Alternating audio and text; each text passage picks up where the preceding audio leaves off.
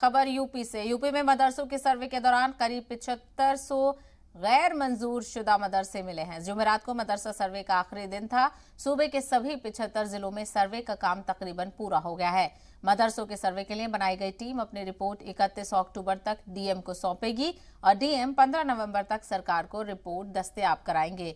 रियासत में उत्तर प्रदेश मदरसा education council की जानिब से मंजूर शुदा कुल 16,513 मदरसे ही हैं। बड़ी तादाद में मदरसे बगैर मंजूरी के भी चल रहे हैं। इन्हीं के बारे में जानकारी हासिल करने के लिए सरकार ने मदरसा सर्वे कराया था। उत्तर प्रदेश में पूरे 75 जिलों में जो गैर मान्यता प्राप्त मदरसों के सर्वे का काम चल रहा था, आज उसका आखिरी दिन था।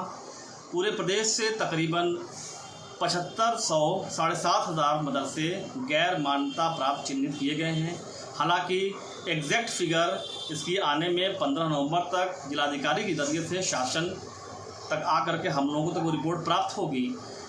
ये सर्वे सिंपल साधारण सर्वे है, स्कूलों की तरह, कॉलेजों की तरह, यूनिवर्सिटीज़ की तरह।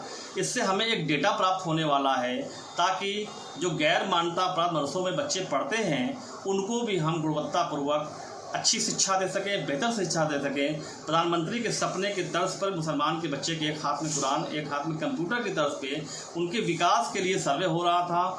ये स्पष्ट शब्दों में कहना चाहूँगा, इस सर्वे से किसी की वैधता अवैधता की चुनौती नहीं है। ऐसा कोई मदरसे अवैध नहीं है, सारे मदरसे वैध हैं, कोई मदरसे फर्जी नहीं है।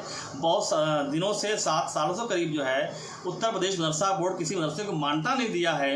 इस वजह से मदरसों की संख्या बढ़ना स्वाभाविक है।